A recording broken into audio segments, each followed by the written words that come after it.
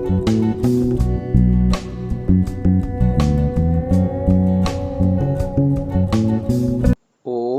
नमस्ते जी।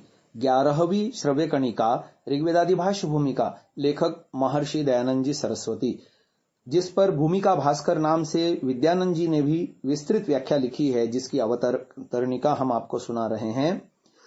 बात आ रही है कि वेद के विषय में, कि वेद की सुरक्षा का विश्व के इतिहास में अपने ढंग का अनूठा प्रयास किया गया।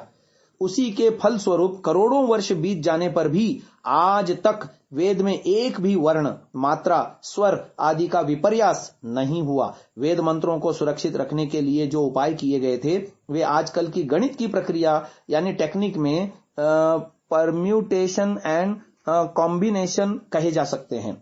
प्रत्येक वेद मंत्र को स्मरण रखने तथा उनमें किसी भी प्रकार का परिवर्तन न हो सके, इसके लिए उसे 13 प्रकार से याद किया जाता था। याद करने के इस उपाय को 2 भागों में बांटा जा सकता है। पहला है प्रकृति पाठ तथा दूसरा है विकृति पाठ। प्रकृति पाठ का अर्थ है जैसा वह मंत्र है ठीक वैसा ही याद कर लेना। विकृति पाठ का अर्थ है मंत्र को तोड़ तोड़ कर पदों को आगे पीछे से दोहरा दोहरा कर भिन्न भिन्न प्रकार से याद करना। याद करने के इन उपायों को 13 प्रकार के पाठों के रूप में जाना जाता है। वे हैं संहिता पाठ, पद पाठ, क्रम पाठ, जटा पाठ, पुष्पमाला पाठ, क्रममाला पाठ, शिखा पाठ, रेखा पाठ, दंड पाठ, रथ पाठ, ध्वज पाठ, घन पाठ तथा त्रिपद घन पाठ। पाठों के इन नियमों को व्याडी ऋषि ने अपने ग्रंथ विकृतिवल्ली में विस्तार से लिखा है। इन पाठों का उदाहरण श्री वीरसेन वेदश्रमी द्वारा प्रकाशित गायत्री मंत्र प्रकृति विकृति पाठ में प्रस्तुत किया गया है।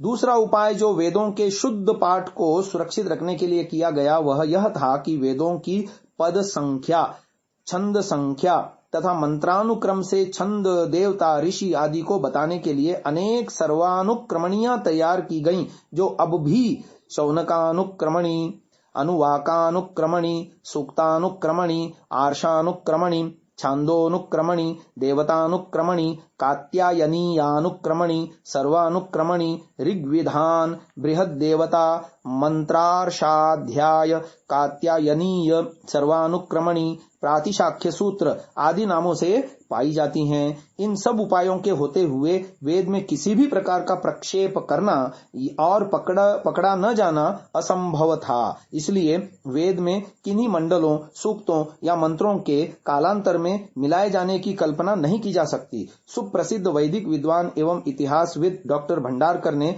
इंडियन एंटिक्वेरी के सन 1874 के अंक में लिखा था, the object of these different arrangements is simply the most accurate preservation of the sacred text.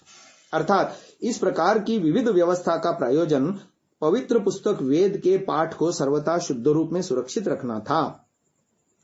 अनुक्रमणियों पर विचार करते हुए प्रोफेसर मैक्समूलर ने a history of ancient Sanskrit literatures के पृष्ठ संख्या 117 पर लिखा है, ऋग्वेद की सर्वानुक्रमणी से हम उसके सूक्तों एवं पदों की पड़ताल करके निर्भीकता पूर्वक कह सकते हैं कि अब भी ऋग्वेद के मंत्रों, शब्दों और पदों की वही संख्या है जो कात्यायन के समय थी। अन्यत्र ओरिजिन ऑफ रिलीजियन में पृष्ठ 131 पर प्रोफेसर मैक्समूलर ने लिखा है, the texts of the Veda have been handed down to us with such accuracy that there is hardly a various reading in the proper sense of the word और even an uncertain account in the whole of the Rigveda. अर्थात वेदों के पाठ हम तक इस शुद्धता के साथ पहुंचाए गए हैं कि पूरे ऋग्वेद में किसी पाठ भेद या स्वर भेद का मिलना कठिन है।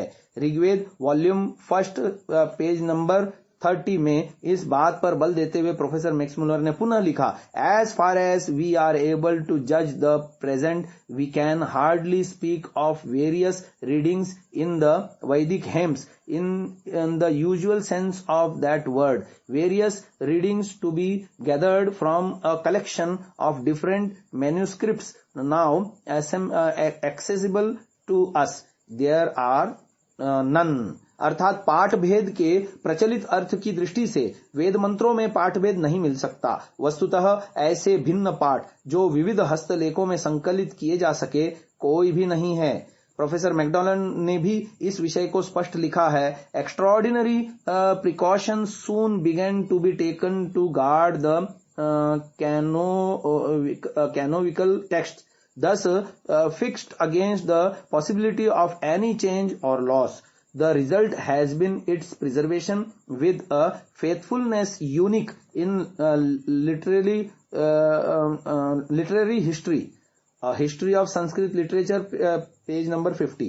अर्थात वैदिक पाठ की शुद्धता रखने और उसे परिवर्तन का नाश से बचाने के लिए आर्यों ने अति प्राचीन काल से असाधारण सावधानता से काम लिया। परिणाम यह हुआ कि इसे इतनी शुद्धता से सुरक्षित रखा गया है जो साहित्य के इतिहास में अनुपम है। मैकडॉनल्ड के इस लेख से दशम मंडल की अर्वाचीनता विषयक स्वयं उन्हीं के मत का खंडन हो जाता है। डॉक्टर नेगी ने लिखा है, since that time nearly 3000 years ago the text of the Vedas has suffered no changes whatsoever with a care such that the history of other literatures has nothing similar to compare with. नेगीज Rigveda page number 22। अर्थात केगी के मत में कम से कम 3000 वर्षों से, जो संभवतः उनके अनुसार वेदाविर्भाव का काल है, वेदों के पाठ में कोई अंतर नहीं हुआ, परंतु वेद पाठ की यह परंपरा धीरे धीरे क्षीण हो रही है। अब भारत और नेपाल दोनों में कुल मिलाकर 1750 पंडित और 650 शिष्य रह गए हैं। अपने मूल रूप में 1331 शाखाओं में से केवल 10 उपलब्ध हैं। ऋग्वेद की शाकल, यजुर्वेद की काण्व, तैत्तिरीय, माध्यन्दिनी व मैत्रायणी, सामवेद की जैमिनी, राणायनी व कौथुमा, अथर्ववेद की शौनक व पिप्पलाद। मैत्रायणी शाखा के केवल 3 पंडित, शौनक व जैमिनी का 1 पंडित व 3 शिष्य, पिप्पलाद शाखा का नेपाल में 1 पंडित और शौनक शाखा में सिन्नौर में केवल 1 पंडित शेष है। पंडित वासुदेव रमणीक लाल पंचौली के 2 पुत्र हैं, परंतु माता के बाधक होने से वेद पाठ नहीं बन सके। 2 अन्य युवक तैयार हो रहे हैं। पूर्वी खानदेश में यजुर्वेद की मैत्रायणी शाखा के 2 पंडित और 650 परिवार हैं, परंतु कोई भी अपनी संतान को वेद पाठी नहीं बना रहा। कारण है वेदानुयायियों की अपनी उदासीनता। पहले महाराष्ट्र में गणेश चतुर्थी के अवसर पर तथा अन्य समारोहों में वेद पाठ के लिए पंडितों को आमंत्रित करने की परंपरा थी, परंतु अब उनका स्थान अश्लील और बेहुदा फिल्मी गानों को प्रसारित करने वाले ध्वनि विस्तारकों, लाउड स्पीकर्स ने ले लिया है। उधर पारिवारिक तथा सामाजिक व्यवस्थाएं भी आड़े आ रही हैं। पहले ऐसे लोगों को राजकीय यानी राजा महाराजाओं का संरक्षण प्राप्त था, अब वह भी जाता रहा। ऐसी अवस्था में ब्राह्मणों ने वेद के प्रति पहले सा उत्साह कैसे बना रह सकता था। सन 1963 में कांची कामकोटी पीठ के जगतगुरु स्वामी श्री चंद्रशेखरानंद सरस्वती ने वेद रक्षण निधि ट्रस्ट की स्थापना की थी। ट्रस्ट का उद्देश्य प्रारंभ में उन शाखाओं के अध्ययन के लिए पाठशालाओं का संचालन करना है जिनके जल्दी ही लुप्त हो जाने की आशंका है। अभी तक ट्रस्ट ने ऋग्वेद में 39, शुक्ल यजुर्वेद में 2, कृष्ण यजुर्वेद में 78, अथर्ववेद में 2 तथा सामवेद की कौथुमा शाखा में 17 अध्येता तैयार किए हैं। वेदों को सुरक्षित करने के लिए इलेक्ट्रॉनिक उपकरणों की भी सहायता ली जा रही है।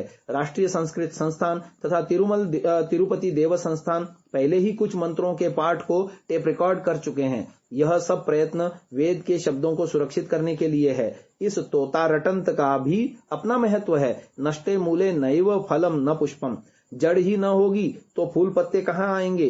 परंतु यह न भूलना चाहिए कि बीज बोने का अंतिम ध्येय फल को प्राप्त करना है, जो वेदार्थ के बिना संभव नहीं। वाचः फलम अर्थः, परंतु यदि यह अर्थ सारहीन, संकुचित, दरिद्रतापूर्ण रीति से किया जाएगा तो वह वेद और वैदिक वाङ्मय के विषय में अनेक भ्रांत धारणाओं को उत्पन्न करके वेद की प्रामाणिकता और उसके दिव्य रूप को हेय बना देगा। आज की इस चर्चा को हम यहीं विराम देने जा रहे हैं। आगे की चर्चा कल सुनेंगे। ओम।